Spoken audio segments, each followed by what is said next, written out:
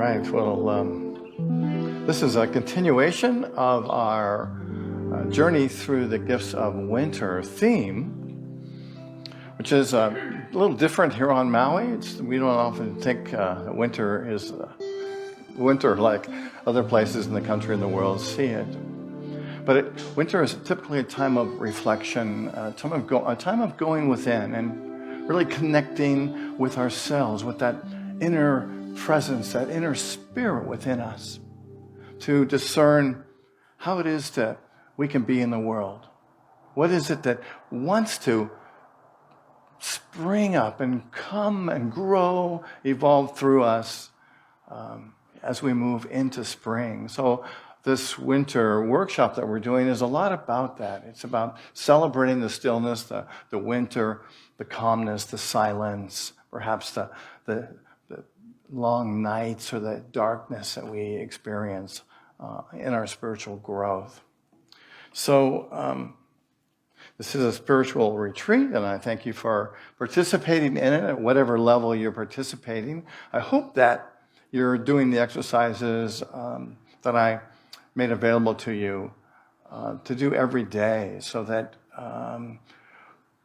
you really get a chance to invest in yourself in this wintertime and invest in this season of transformation, this season of stillness and being who you are and connecting with your essence.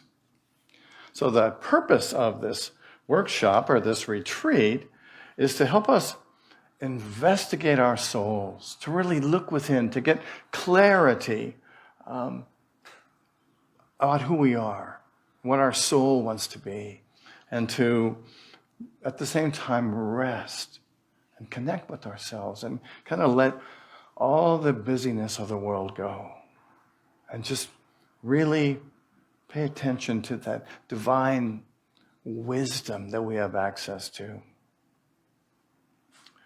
And I invite you also to connect with us on Zoom on Thursday night. The links are in our newsletter, our e-blast that comes out on Thursday. And you can join us there whether or not you've joined us before. So our agenda for today is to renew our objectives that we've talked about throughout this workshop. And that'll be an exercise that you do yourself.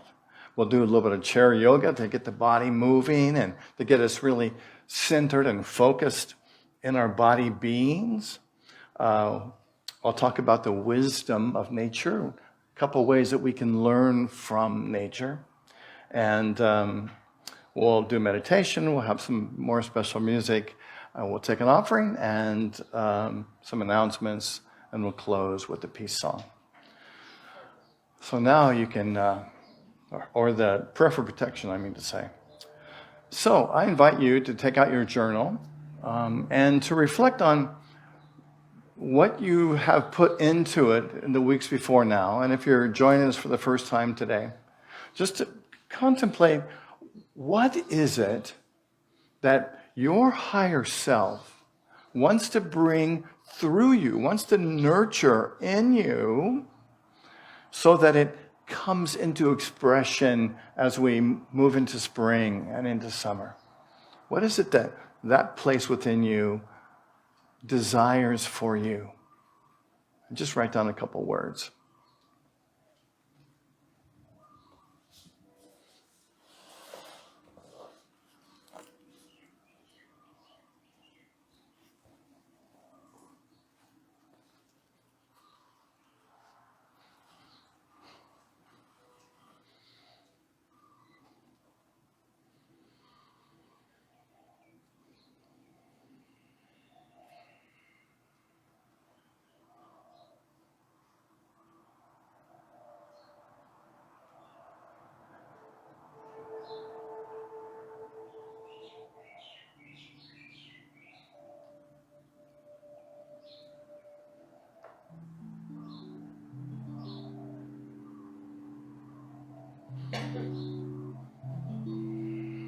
And as you finish up writing in your journal,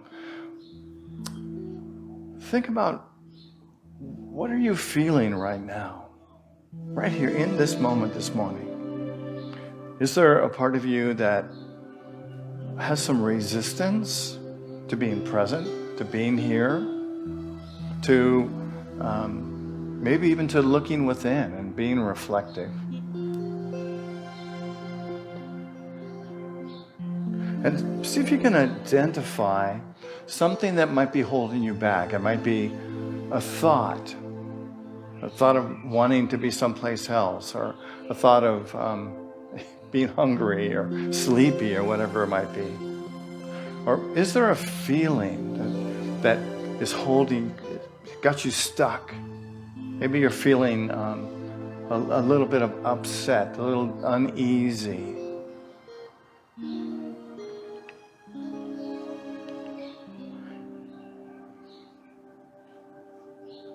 Is there anything that's keeping you from being present this morning? Any expectations that you might have for today or this moment or the service in your life?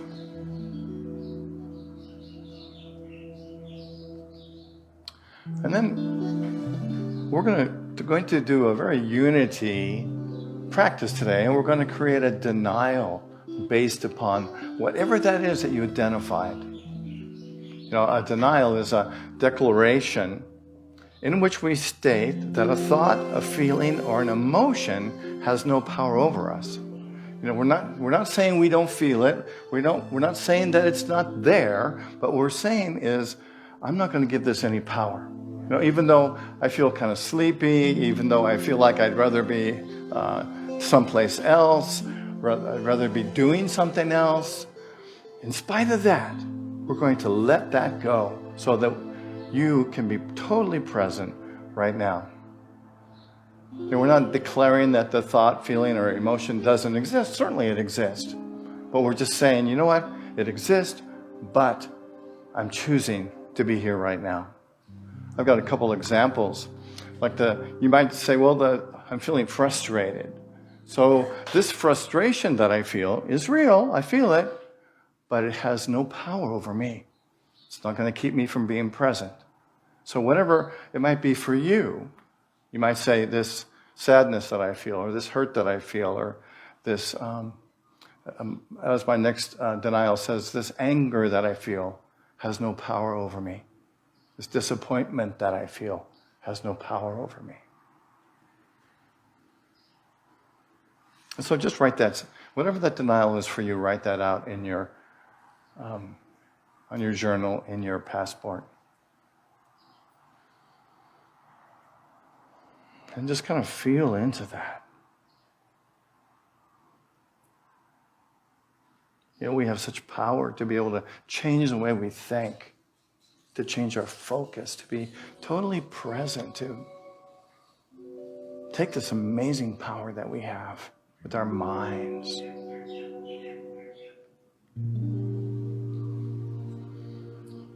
This frustration has no power over me.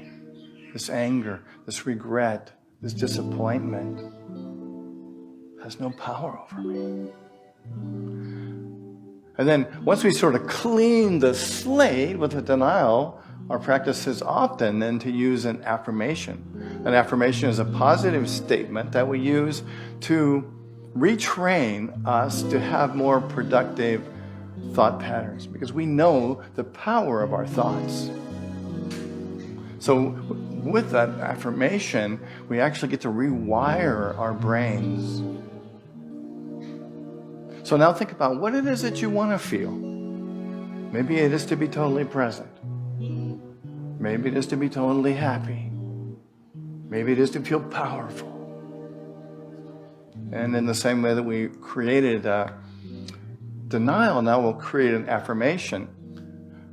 And there's some components in affirmations that are really important. The first one is, it has to be right now. I like to start mine with, I am. In other words, I am this thing that I want. I am that. And then we end it by saying, right now. When do we want it? Do we want it tomorrow? I guess we could say, yeah, I want to feel happy tomorrow. But the power really comes when we say, I want to feel this right now. I am happy and calm right now. So I invite you to write out that which you want to affirm, that which you want to experience right now. I am relaxed and present right now.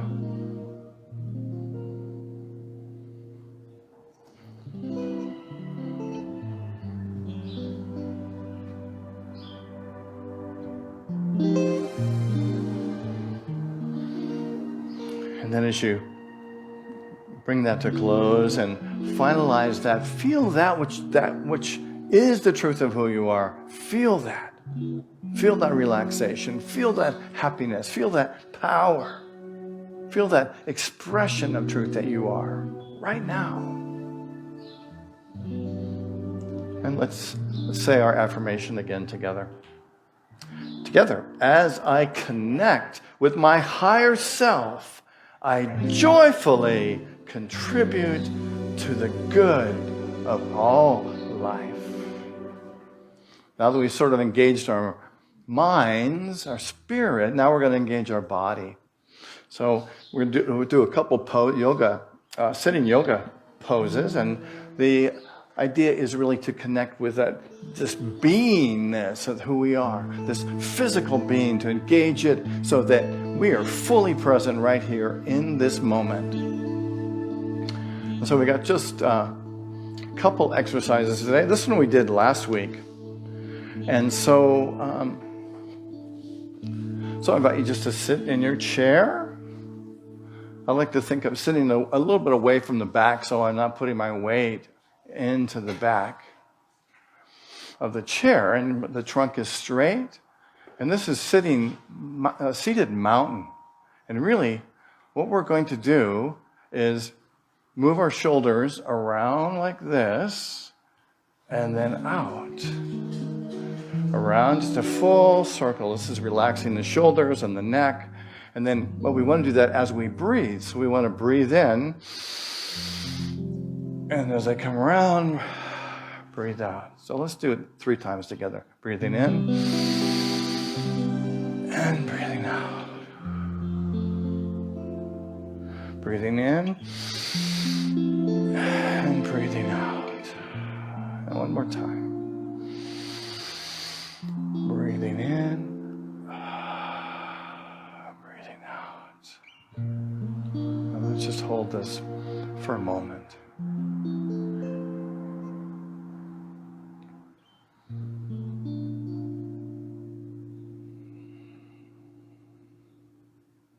And the next exercise is called seated cat and cow. And a lot of you have probably done this on your own. It's a wonderful yoga pose. And it really consists of 2 parts. Sitting up again, away from the back of the chair. Sometimes sitting in the middle of the chair I find is helpful for this. And the legs are sort of at a 90-degree angle. And in this one, we're going to breathe in and arch the back and stretch back this way. This is the cat part. And then we're coming forward, bringing the head forward, arching the back. And this is the cow part. And we'll do this the same way. We'll do it 3 times. We'll breathe in as we move into cat, and then out as we move into cow. So let's do it together. Breathing in. And breathing out. And notice we did hold it in the middle. And again, I like that, the 5 in, 6 out breath. So if you can do that, I think that's helpful. So let's breathe in for 5. 1, 5, hold it, and breathe out. So that's a 1. Let's do it 2 more times. Breathing in, arching it back. Hold it and breathe out. Into cat. And last time, breathing in. Hold it. Breathing out. And let's just hold this for a moment. Relaxing into the pose. continuing to breathe.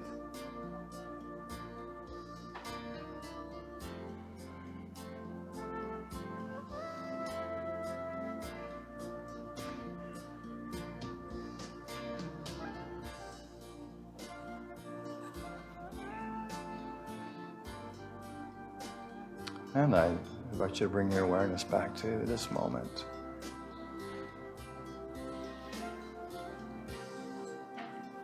This is a poem titled Earth Roots by Nancy Wood. What are earth roots? My daughter asked when she was a child, examining each flower at its home. Earth roots are a special connection, a sacred thread that joins our spirits to every living thing, I said. Earth roots, join me to you, and you to the birds and the flowers. In her hand, my daughter held a sparrow with a broken wing.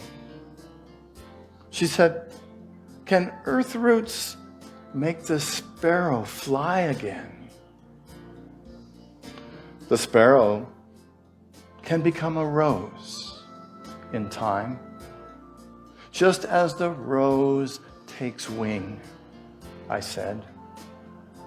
Earth roots make all things possible. My daughter did not understand these things until she had a daughter of her own. Then she saw the way earth roots join the sparrow to the rose. It's from a poem that I received recently on Native American poetry. We live in a world, maybe you've noticed, that is pervasive in technology. Have you noticed? And that technology is increasingly designed to pull at our attention. We are bombarded with information constantly. True for anyone? How many times do you sit in front of your computer a day? 5 minutes? Hours, right?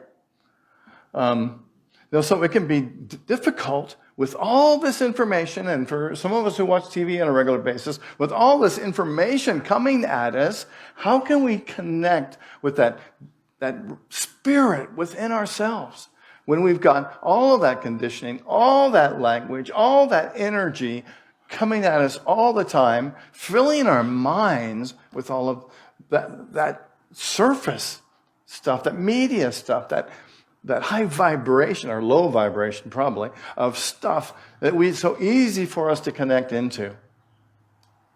The challenge for us is really to get clarity, to receive inspiration, to get connected to the truth of who we are.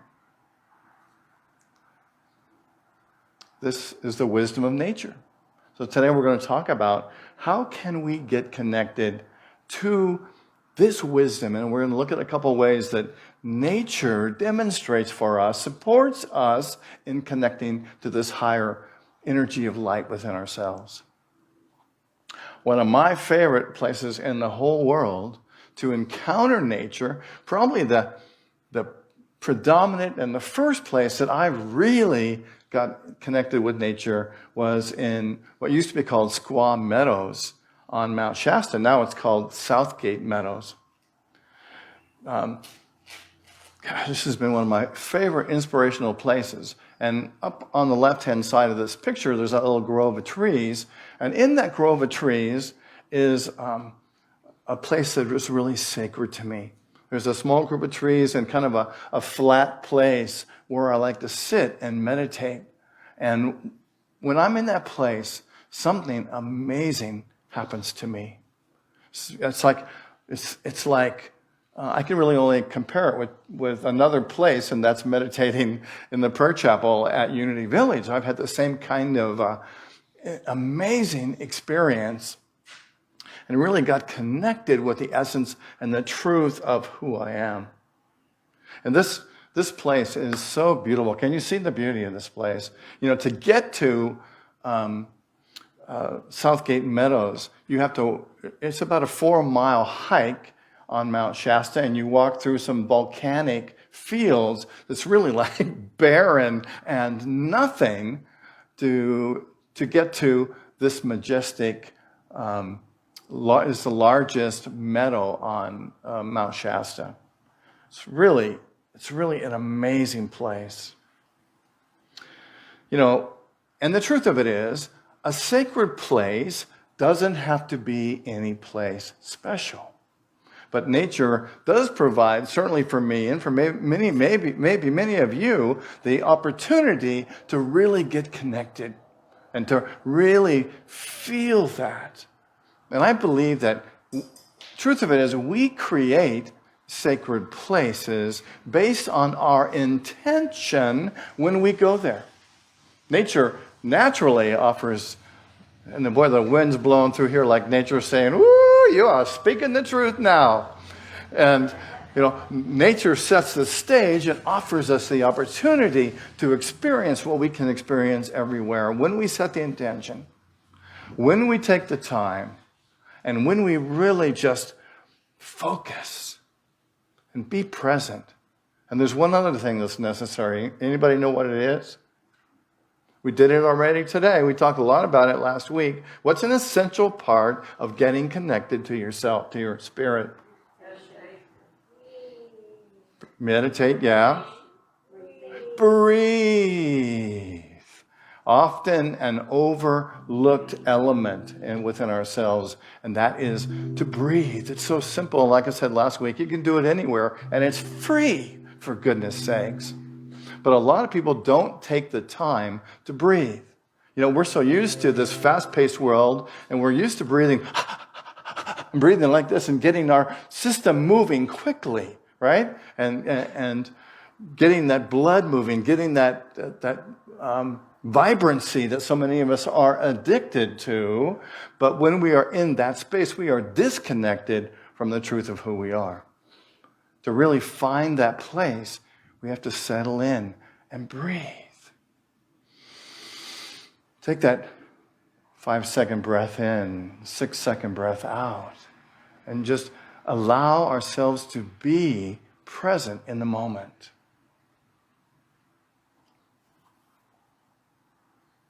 You know, I really love Southgate Meadows, and I really prefer meditating in nature because nature doesn't try to change me or influence me. It just is. So it's like an open palette or an open slate for me able to be present in the moment. Nature kind of removes all other distractions. And for me, just allows me just to be present in the moment, to hear that quiet voice of truth within me. You know, when I'm in that place, I'm not listening to other people's opinions.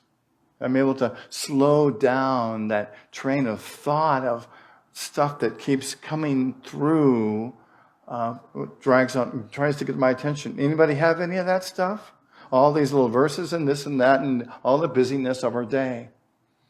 And we can really chase that away. I like to think that I want to get in between my thoughts so that I'm not focusing on a thought. If a thought comes up, push it aside. Thought comes up, push it aside. I want to be between the thoughts. And I think it's helpful to just be in that space. So nature opens the space, reminds us of what we have access to all the time.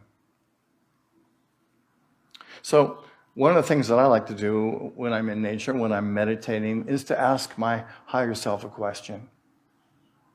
To perhaps ask myself, what can I learn in this moment? What can I be present to right now? What is this moment inviting me to know about myself, about my life, about my passion? And sometimes I'll ask, what can I do about this situation that's bothering me? Anybody ever have anything bother them? This is where we can go to find out how to deal with that. Not do the reactive thing that wants to happen.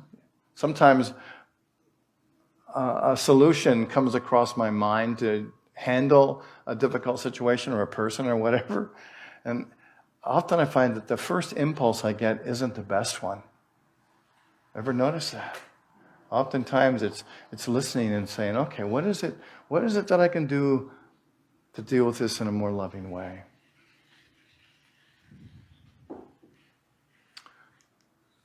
Nature allows us to connect with our higher self. And I love that it allows, because it doesn't consciously do anything. It just holds the place for us to connect. Thomas Berry wrote, "The divine communicates to us primarily through the language of the natural world. Not to hear the natural world is not to hear the divine." Wow, so it's when we find that place, create that sacred space wherever we are, and really listen to our higher self, to that place within us where our soul, our essence, meets that divine, the highest knowingness for ourselves. As I connect with my higher self, I joyfully contribute to the good of all life. Let's say that together.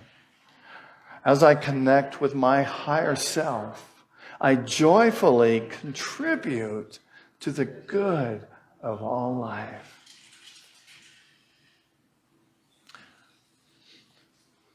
The second thing we can do that we'll talk about today is to look at what trees can teach us. Trees show us how to create a thriving community. These old teachers, these wisdom expressions of life have many things to teach us. They may look like solid, individual,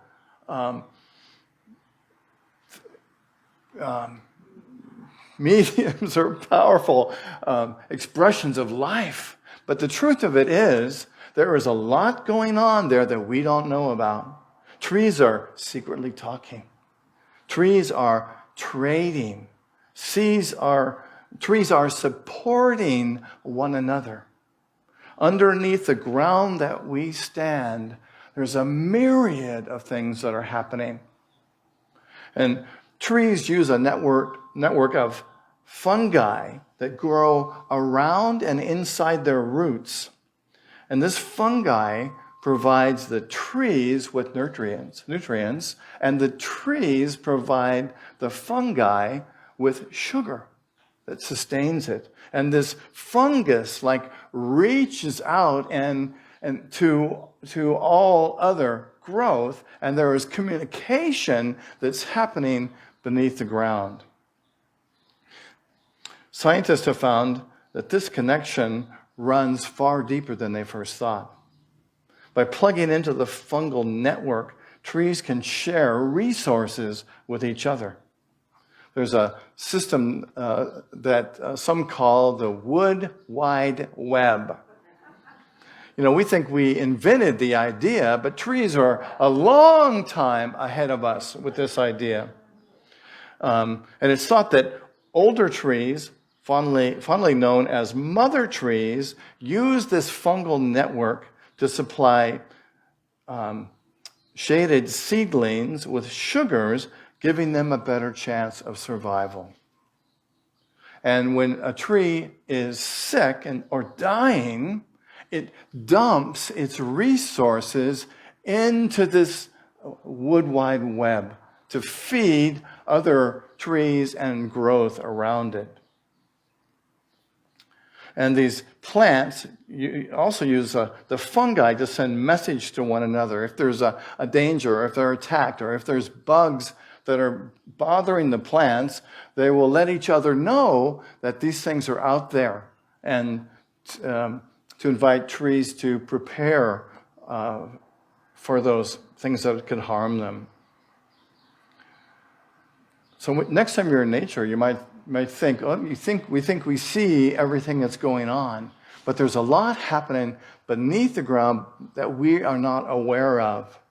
And I think it's such an amazing teaching for us as human beings, to look at how can we really support each other.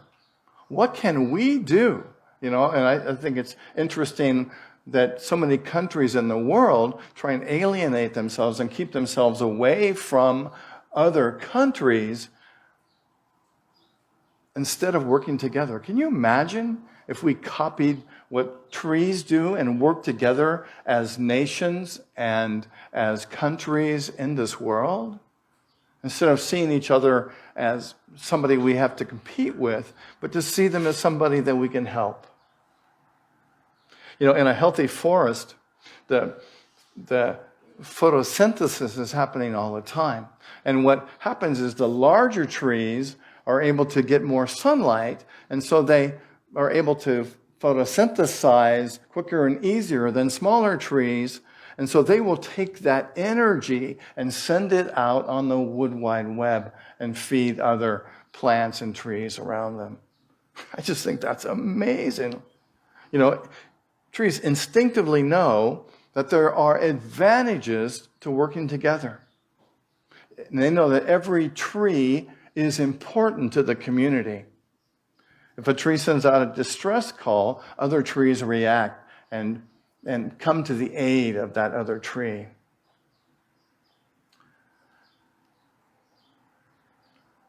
So I think it's important for us to really look at this idea and our interconnection with each other and look at how can we support each other.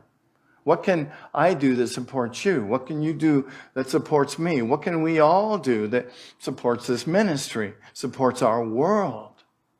And see ourselves as part of this world wood wide web, this human wide web, to support each other, to love each other, and to really be conscious of the power that we have and the fact that our words, our thoughts have power. And we have the ability to transform our own lives through the thoughts and the words that we have. And in the same way, we affect those around us with our thoughts, with our words, with the truth that we speak. So I've got some homework for you this week. And I think this is a great example. Trees show us how to create a thriving community so that we can live in their example. So your homework for this week is to spend some time in nature, whether it's in a park or in the woods or at the beach, and just really be there. And then when you're there, to ask yourself, what can I do that will benefit others? What can I bring? What can I be like recognizing this selfness that we are as part of a community of human beings, a community on this planet? What can I do to help to serve humanity in a powerful way? I really think that's why we're here, don't you? That we're really here to serve. We're not here to be individualistic beings. We're here as part of this spiritual community, and we know that spirit is in everything. So let's tap into that source and bring that out and share that. Share what's working with us. Share our light and our love. I like what Monet said. He said, "The richness I achieve comes from nature, the source of my inspiration." as I connect with my higher self, I joyfully contribute to the good of all life. Let's say that again. As I connect with my higher self, I joyfully contribute to the good of all life. And I invite you to close your eyes. And bring your attention to your breath. Perhaps even to practice our 5 in, 6 out breathing. Breathing in and holding the breath for the moment. And then letting out. Breathing in. Breathing out.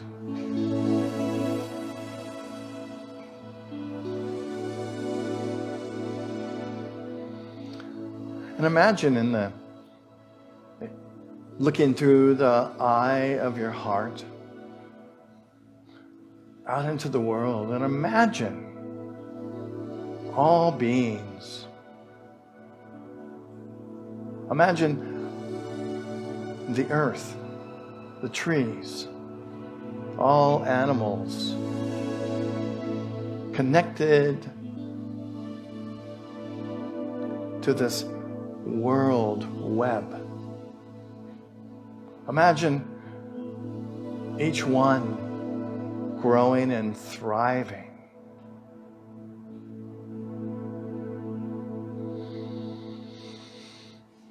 Breathing in and breathing out. And imagine that the breath is the movement of energy. That you're sharing this love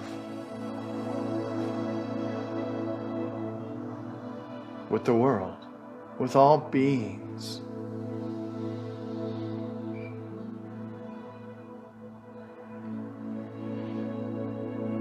And in the same way, when you breathe in, you are taking in the good, taking in the life, the light, the power, and the wisdom.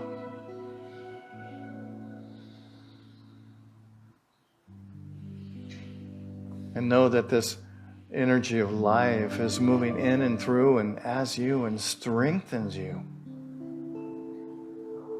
heals you, empowers you.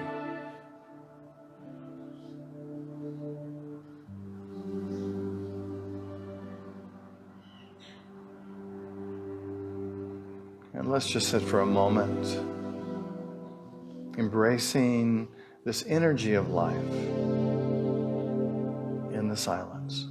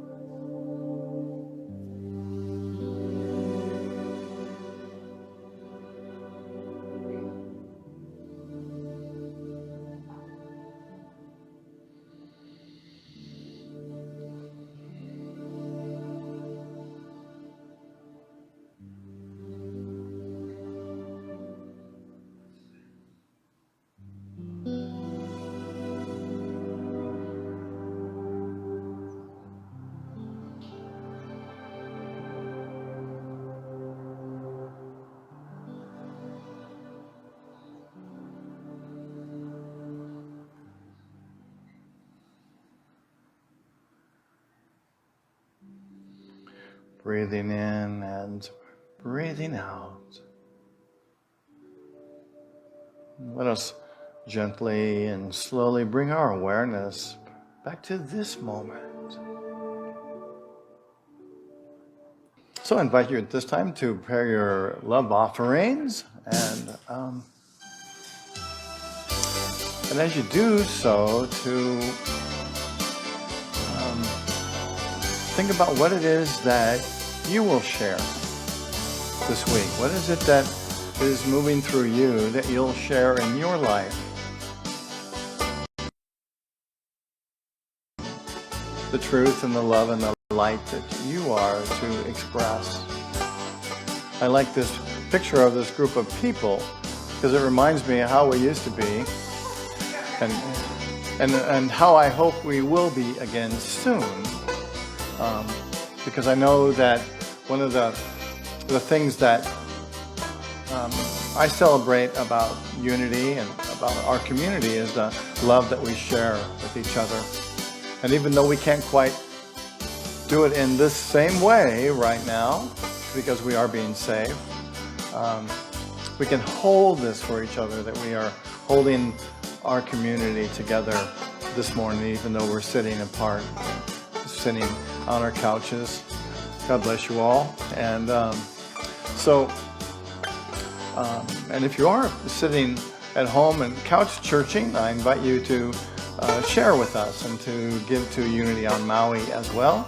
You can go to our website, www.unityonmaui.org, and click on our safe donate button and donate there, or you can send a check to Unity on Maui at 483 South. And as we hold them, let's affirm and pray and know that we are prosperous as we say this affirmation together. Through a grateful, giving heart, my mind and life overflow with the abundance of God's all-providing, infinite. Let's see. Well, thank you, loving Spirit, for these gifts that have come to us in love. We hold them, we bless them, we give thanks for them. And we know that they're moving through this ministry out into the world. And we behold a world filled with love, with light, and with peace. And so it is. Thank you. All right, well, these beautiful flowers behind me were arranged by Kealoha Offerman, who just walked in the door. Kealoha, thank you for this beautiful bouquet that you put together. And a lot of the beauty, the flowers are beautiful, but the arrangement is just amazing.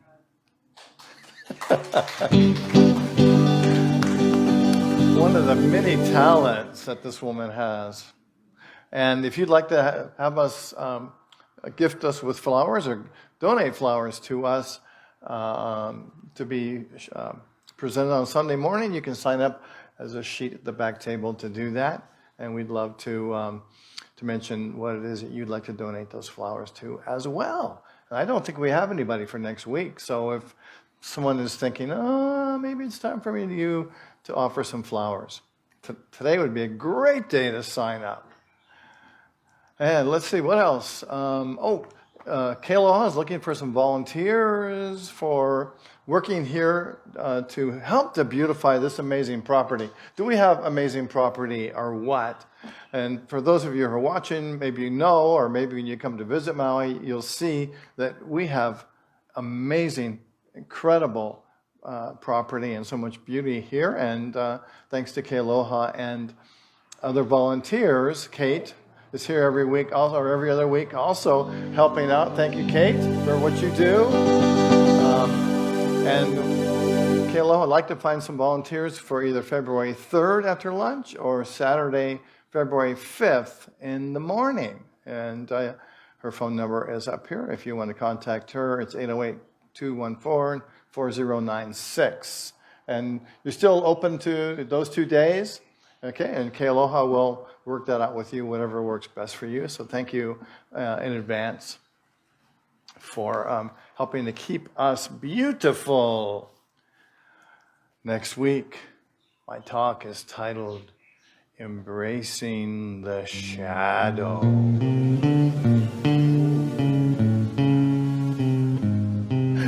Only the shadow knows. Winter is the season when we're encouraged to go deep, when we're encouraged to embrace the darkness. Our nights are longer. So it's a natural time to really embrace the darkness. And this includes our personal darkness, our personal shadow. Young first gave us the term the shadow to refer to the parts of our personality that have been rejected out of fear, out of ignorance, or out of shame, or even out of a lack of love for ourselves. The notion of the shadow is simple. The shadow is the person that we would rather not be.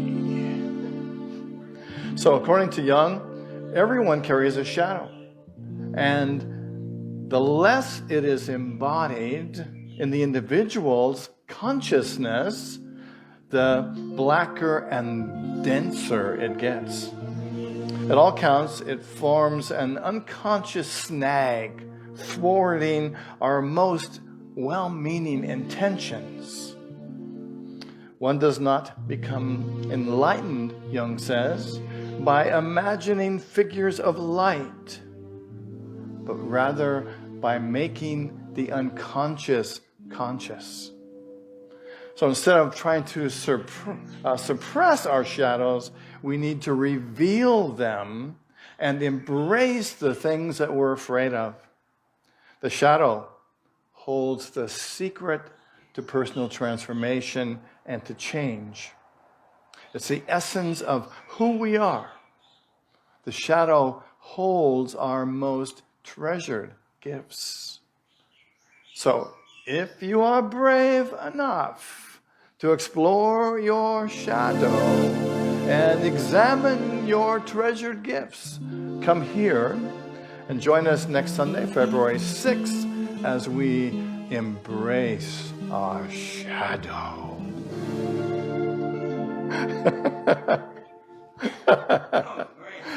I think it's going to be a lot of fun, and so join us here next week.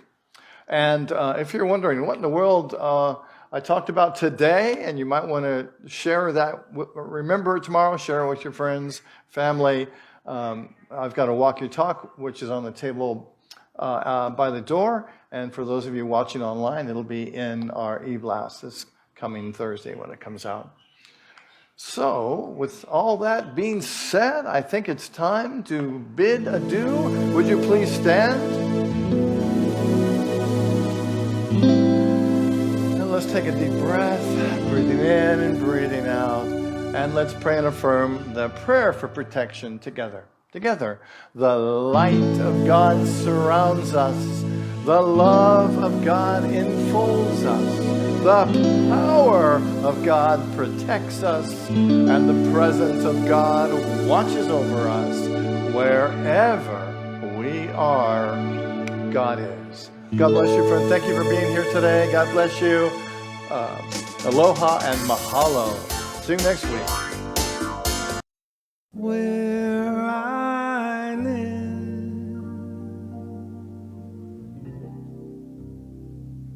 there are rain.